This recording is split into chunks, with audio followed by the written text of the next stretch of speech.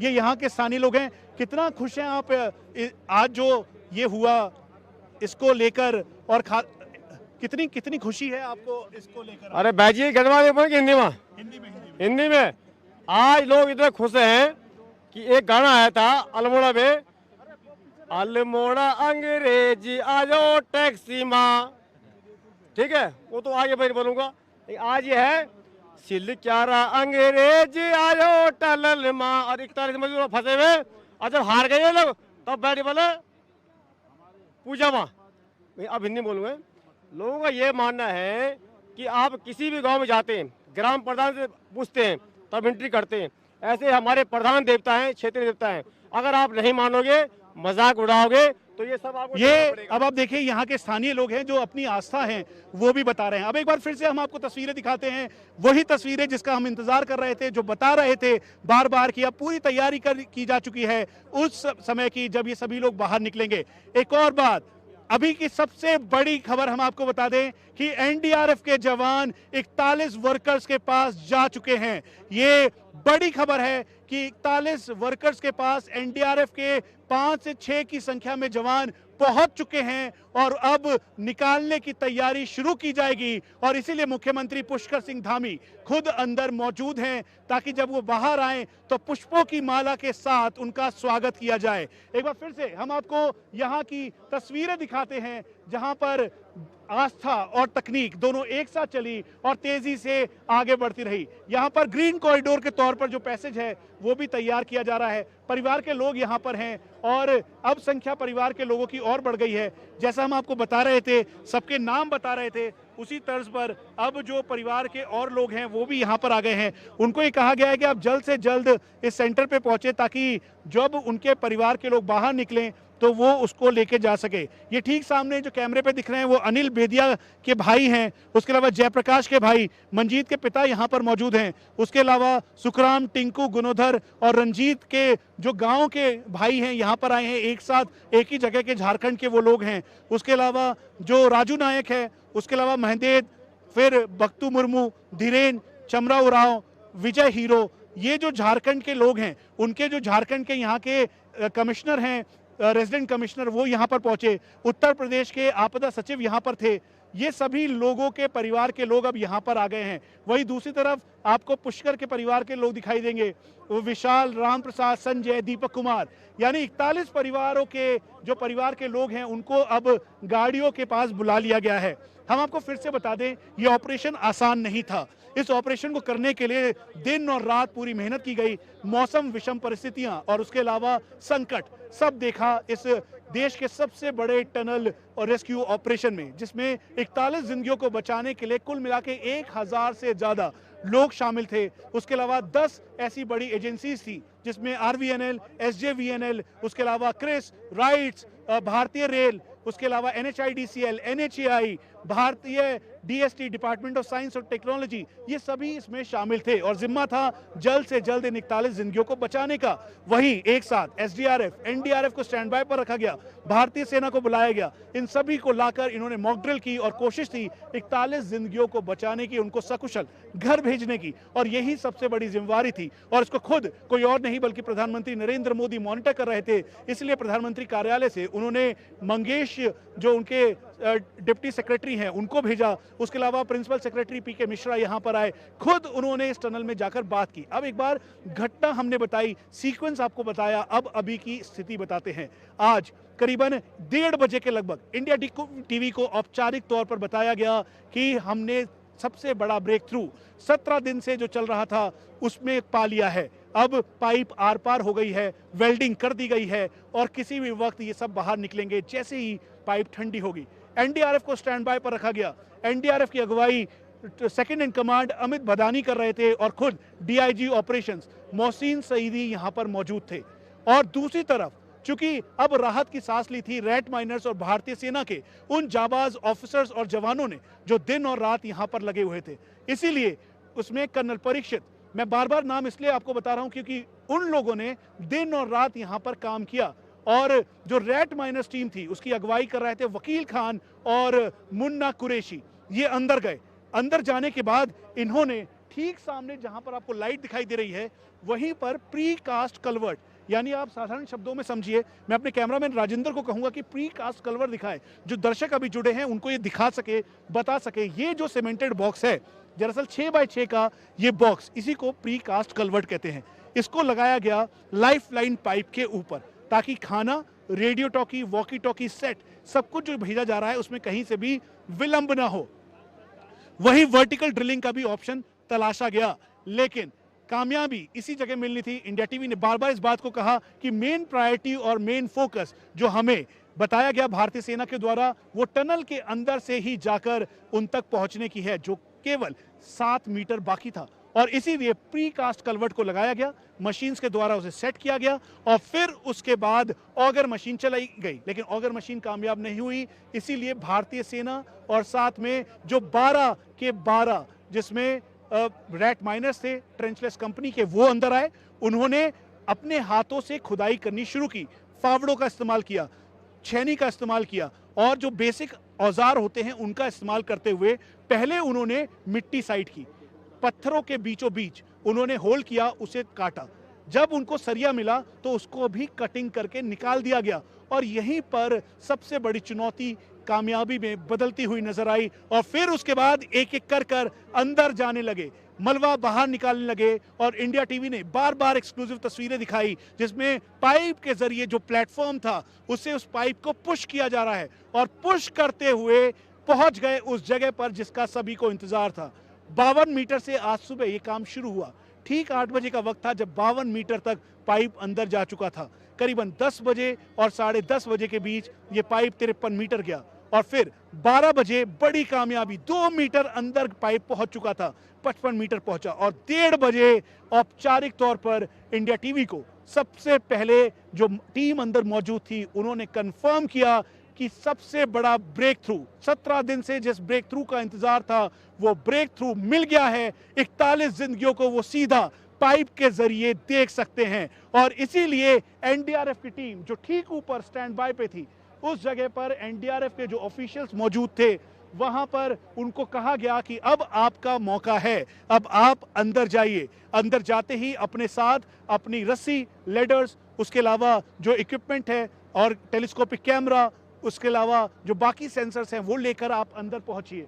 और जैसे ही एनडीआरएफ के ऑफिशियल्स को इसकी जानकारी दी गई, हलचल इस पूरे एरिया यानी कंट्रोल रूम में तेज हो गई।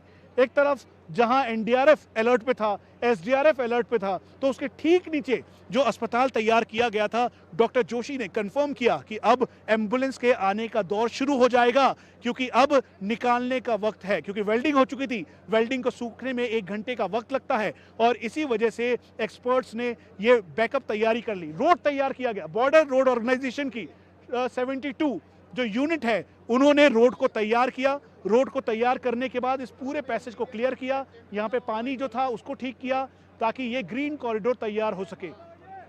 एक्सपर्ट्स और डॉक्टर्स की टीम को बुलाया गया। यहाँ पर आपको डॉक्टर्स की टीम दिखाई दे रही है, एक्सपर्ट्स की टीम दिखाई दे रही है। कुल मिला के ये 60 से 70 की संख्या में है जिसमें सीनियर डॉक्टर्स भी मौजूद हैं। एम्बुलेंस लाई गई और अभी तक हलचल अंदर तेज हो चुकी थी क्योंकि एनडीआरएफ तैयार हो चुकी थी कि वो अंदर जाए। एनडीआरएफ के करीबन 7 से 8 की संख्या में जो फर्स्ट टीम है वो पाइप के अंदर जाने वाली थी, तो वहीं यहाँ स्टैंड बाय पे तैयार रखा गया। अब उसी बीच यहाँ पर तैयारी की गई कि एम्बुलेंस आए। पहली एम्बुलेंस आई जिसके अंदर ऑक्सीजन सिलेंडर था, 6 ऑक्सीजन सिलेंडर, उसके अलावा इक्विपमेंट्स, मेडिसिन, फर्स्ट एड का सामान लेकर इंजेक्शन के साथ वो यहाँ पर पहुंची। सामान निकाला गया और फिर स्प्लिट अप किया गया दूसरी छोटी एम्बुलेंसेज में और आईसीयू एम्बुलेंसेज सेटअप की गई। पहली एम्बुलेंस, दूसरी, तीसरी, चौथी, 5वीं, 6ठी, 7वीं, 8वीं, 9वीं, 10वीं, 11वीं, 12वीं, 13वीं, 14वीं, 15वीं, 16वीं, 17वीं, 18वीं। ये अक्षित कत्याल है। I am the managing director of accurate concrete solution private limited, ECSPL and MAPAI India, which is a construction chemical based company. We are in close collaboration in India and we are the experts in tunneling as well as other operation jobs across the Indian construction industry. आपका क्या काम है? हमारा यहाँ पे काम था, जो टनल थी उस टनल को हमको कंसोलिडेट करते हुए आगे टनल के अंदर आगे निकलना था और जितना भी पाइप उसके अंदर जा रही 800 mm डाई की जो पाइप जा रही थी उसका कोएफिशिएंट ऑफ फ्रिक्शन रिड्यूस करना था from the pipe to the muck जो उसके ऊपर वहाँ पे रॉक और सॉइल कंसोलिडेशन के बाद में उसका एक हमारे को एक कोफिशिएंट रिड्यूस करना था, ताकि जब हम पाइप पुश करें तो उनके बीच में फ्रिक्शन ना हो। जैसी फ्रिक्शन होगी तो हो सकता है कि कुछ पाइप बेंड होने का चक्कर हो सकता था, या फिर पावर प्रेशर ज़्यादा लग सकता था जब हम पाइप जैकिंग कर रहे हैं, और उससे मोटर डैमेज हो सकती थी। तो हमने उनके कंस्ट्रक्शन केमिकल्स प्रोवाइड कराए थे। अच्छा ये बताइए अभी फिलहाल स्थिति क्या है, पाइप के अंदर तक चला गया है? पाइप थ्रू हो चुकी है। पाइप नवयुगा ने बहुत अच्छी तरीके से, बहुत ही ज़्यादा अच्छी तरीके से और बहुत ही स्ट्रेटेजिकली एंड बहुत ही टेक्निकली साउंड वहाँ पे लोग हैं, उन्होंने ये सारी ऑपरेशंस को थ्रू कर दिया है विदाउट एनी हर्डल। कल रात से लेके आज सुबह तक उन्होंने धीरे धीरे बिना कोई जल्दी दिखाए हुए समझदारी से पूरी पाइप पुश करके ब्रेक थ्रू अचीव कर लिया है। ब्रेक थ्रू अचीव कर चुके हैं। क्या आर पार हो गया है? आर पार हो चुका है, ब्रेक थ्रू अचीव हो चुका है। अच्छा, तो क्या रेस्क्यू ऑपरेशन का काम शुरू हो चुका है? रेस्क्यू ऑपरेशन का काम चालू हो गया। रेस्क्यू ऑपरेशन में कम से कम नहीं तो 3 से 4 फेजेस होते हैं।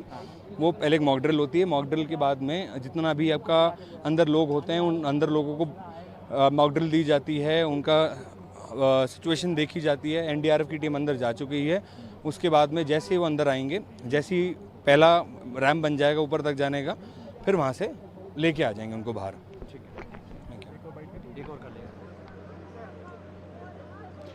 जिसका जिक्र हम कर रहे थे कि एनडीआरएफ की टीम अंदर जा चुकी है, औपचारिक तौर पर अब इसे बता दिया गया है कि एनडीआरएफ की टीम अंदर पहुंच चुकी है और मॉक ड्रिल कर चुकी है। यानी 41 जिंदगियां जो कि 17 दिन से एक 2 किलोमीटर के बड़े उस एरिया में जहां पर करीबन 57 मीटर का डेबरी था, मलबा था, उसके पीछे थे, अब उनसे एनडीआरएफ का संपर्क हो गया है। हमें जो सोर्सेज बता रहे हैं, जैसे ही एनडीआरएफ की टीम अंदर उनके पास पहुंची, सभी ने तालियां बजाई, तालियां बजाते हुए कुछ को गले लगाया और फिर उसके बाद इसका स्वागत करते हुए अब तैयारी की जा रही है। एक बार फिर से हम आपको तस्वीरें दिखा दें। यहां पर एनडीआरएफ की टीम पहुंच चुकी है, तो वहीं अब पैरामेडिक्स की और टीमों को यहां पर बुलाया गया है ताकि फर्स्ट एड के तौर पर वो पूरी तरह से तैयार रहे। यहां पर डॉक्टर्स और पैरामेडिक्स की टीम को यहां पर बुला लिया गया है और वो लाइन से एक साथ अब आगे की तरफ अपने एम्बुलेंसेज और उसके अलावा जो कंट्रोल रूम मेन सेंटर है जहां पर इनको पूरी जानकारी दी जाएगी, वहां पर जाते हुए दिखाई दे रहे हैं। हम आपको बार बार इस बात का जिक्र कर रहे थे कि ये पूरा ऑपरेशन अलग फेजेस में है।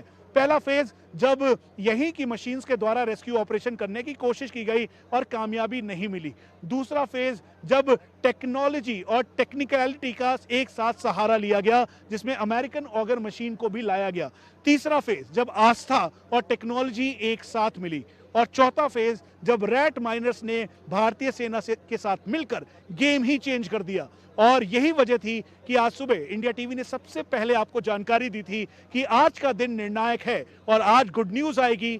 गुड न्यूज ये कि जो अंदर 41 जिंदगियां हैं वो जल्द से जल्द बाहर निकलेगी। और औपचारिक तौर पर 1 से 1:30 बजे के बीच हमने कंफर्म कर दिया था कि पाइप थ्रू हो चुका है, एनडीआरएफ की टीम अंदर जाने वाली है। और 2 बजे वो समय था जब एनडीआरएफ की टीम अंदर 41 जिंदगियों तक पहुंच गई और उनको कॉन्फिडेंस बिल्डअप करते हुए कहा कि सब कुछ ठीक है और पूरा सिस्टम, पूरा देश इस समय उनके लिए प्रार्थना कर रहा है। एक बार फिर से मैं अपने कैमरा पर्सन राजेंद्र को कहूंगा कि वो तस्वीरें दिखाएं, क्योंकि इस समय की तस्वीरें बेहद मार्मिक है और बताती है, डिस्क्राइब करती है कि देश के सबसे बड़े ऑपरेशन, रेस्क्यू ऑपरेशन, देश के सबसे बड़े टनल रेस्क्यू ऑपरेशन के 17वें दिन की एक कामयाबी है। सबसे पहले लंबी गाड़ियों की कतार, एम्बुलेंसेस की कतार और तैयारी कर ली गई है यहां पर एस्कॉर्ट गाड़ी के तौर पर कि पूरा ग्रीन कॉरिडोर तैयार हो। ग्रीन कॉरिडोर तैयार होने के साथ जब गाड़ियों का काफिला निकलेगा तो कोई भी अवरोध, कोई भी ऑब्जेक्ट बीच में कोई भी उनको ना रोके, ताकि सीधा यहां से 45 किलोमीटर दूर चिन्याली सौड़ यहां से जा सकें। और जाने के बाद एक एक करके सारी एम्बुलेंस जाएंगी और एक एक एम्बुलेंस में 1 से 2 व्यक्ति और उनके परिवार के लोगों को भेजा जाएगा। अब दूसरी तस्वीर हम आपको दिखाते हैं। सबसे ज्यादा कष्ट और सबसे ज्यादा दिक्कत उन परिवार के लोगों को हुई जिन्होंने पिछले 17 दिनों में 41 जिंदगियों का दर्द देखा, महसूस किया, अपने घर वालों को संभाला, परिवार के लोगों को संभाला और यहाँ पर रहकर वो पूरा जो उनको जो पेशेंस है वो भी उनका टेस्ट होते रहे। ये वो 41 परिवार के लोग हैं जिन्होंने दर्द को सहा, साथ में मार्मिक तौर पर अपने परिवार को भी संभाला, जो इनके गांव में है, उड़ीसा में है, बिहार, झारखंड, उत्तर प्रदेश, कोलकाता, उसके अलावा जो उत्तराखंड में थे, उन्होंने समझाया। कई बार ऐसा हुआ कि जब हमने इनसे बात की तो रोते हुए इन्होंने कहा कि हमें समझ नहीं आ रहा है कि हम घर वालों को क्या कहें। जैसा हमने पहले भी बताया कि अलग अलग फेजेस में ये ऑपरेशन चले, तो जो पहला फेज था उसमें लगा कि अब ये 41 जिंदगियां बाहर आ जाएंगी, दूसरे फेज में भी लगा कि अब ये जिंदगियां बाहर आने वाली हैं, लेकिन निराशा हुई। इसीलिए इन्होंने अपने परिवार के लोगों को ये बताना बंद कर दिया था, बस ये बताते थे कि सब कुछ ठीक है। उसी बीच गेम चेंज हुआ। इस पाइप के जरिए सबसे पहले कम्युनिकेशन लाइन डाली गई और जो VSNL ने यहाँ पे लाइन डाली उसके जरिए बात होने लगी। SDRF के माइक्रोफोन के जरिए परिवार के लोग अपने गांव में बैठकर, घर में बैठकर बात करने लगे और यहीं से कॉन्फिडेंस बिल्डअप हुआ। 6 दिन से minister of state general VK Singh यहाँ पर कैंप करके बैठे हुए हैं और प्रधानमंत्री कार्यालय को हर एक जानकारी दे रहे हैं। यहाँ से पूरा बदलाव होने लगा। फिर उसके बाद इस टनल के अंदर ऑपरेशन तेज हो गया और टनल के अंदर ही जाकर पूरी जानकारी मिलने लगी। जो सोर्सेज हमारे अंदर मौजूद हैं उन्होंने बताया कि गंभीरता अब और बढ़ गई है क्योंकि 17 दिन होने वाले हैं और निकालना उनको जरूरी है। गेम चेंज रैट माइनर्स ने किया या तकनीक ने, लेकिन हम ये बात जरूर कहेंगे कि इस समय जो एक साथ किया हुआ परिश्रम था वो सफल हुआ, जिसकी वजह थी कि जब मैनुअल ड्रिलिंग का फैसला किया गया उसके साथ साथ वर्टिकल ड्रिलिंग और माइक्रो टनलिंग भी की जा रही थी। वर्टिकल ड्रिलिंग यहां से 88 मीटर की ऊंचाई पर ड्रिल किया जा रहा था, जहां पर जो खुदाई करके सीधा उस जगह तक पहुंचे जहां पर टनल का डेब्री को बाईपास, यानी टनल के अंदर जो मलबा है 2 किलोमीटर का वो एरिया जहां पर ये 41 जिंदगियां हैं उसी जगह पर पहुंच सके। लेकिन इससे पहले कि उसकी कामयाबी मिलती, माइक्रो टनलिंग का भी एक और ऑप्शन ढूंढा जाने लगा। माइक्रो टनलिंग का ऑप्शन का मतलब है कि साइड से 170 मीटर की खुदाई कर एक और गुफा बनाना। मल्टीपल लेवल पे काम किया जा रहा था। तभी मैनुअल ड्रिलिंग का ऑप्शन ढूंढा गया और फिर उसके बाद सब कुछ बदल गया। जिसका इंतजार था वही हुआ। धीरे धीरे कर मैनुअल ड्रिलिंग को थ्रू कर दिया गया और इंडिया टीवी की खबर पे एक बार फिर से मोहर लगते हुए ये क्लियर हो गया कि 17 दिन से चल रहा सबसे बड़ा देश का टनल रेस्क्यू ऑपरेशन में ब्रेक थ्रू मिल चुका है। एक बार फिर से हम आपको सीधा टनल की तरफ ले चलते हैं जहां पर खुद पुष्कर सिंह धामी पिछले 40 मिनट से अंदर मौजूद हैं। अब देखिए 41 परिवार के लोग, भारतीय सेना के सीनियर ऑफिशियल्स, उसके अलावा जवान, NDRF के जवान और बॉर्डर रोड ऑर्गेनाइजेशन के वो लोग जिन्होंने रोड को तैयार किया और रोड बनाया। दरअसल ये वो लोग हैं जो इस पूरे रेस्क्यू ऑपरेशन के पीछे हैं, जिन्होंने बहादुरी के साथ हौसला नहीं छोड़ा, बहादुरी के साथ हर मूवमेंट पर यहाँ पर लोगों के साथ खड़े होकर, इंजीनियर्स, एक्सपर्ट्स के साथ खड़े होकर काम किया। और आज वो दिन है जब 41 जिंदगियां सकुशल अब से कुछ देर बाद बाहर निकलेंगी। जैसा कि हमने जानकारी दी थी, एक और जानकारी मिल रही है, बड़ी जानकारी है कि NDRF की टीम पाइप से होते हुए, अंदर से होते हुए बाहर जा चुकी है, यानी दूसरी तरफ जा चुकी है। एक बार फिर से मैं अपने कैमरा पर्सन राजेंद्र को कहूंगा कि वो इधर की सारी तस्वीरें दिखाए, क्योंकि आपको दिखाना और बताना जरूरी है कि आखिरकार इस पूरे एरिया में हो क्या रहा है। हम आपको दिखाते हैं कि यहाँ पर इस समय जो स्थानीय जो लोग हैं वो यहाँ पर भारी संख्या में आए हैं और वो काफी ज्यादा खुश हैं और जयकारे लग रहे हैं। साथ में भारत माता की जय से लेकर यहाँ पर सभी जयकारे हैं।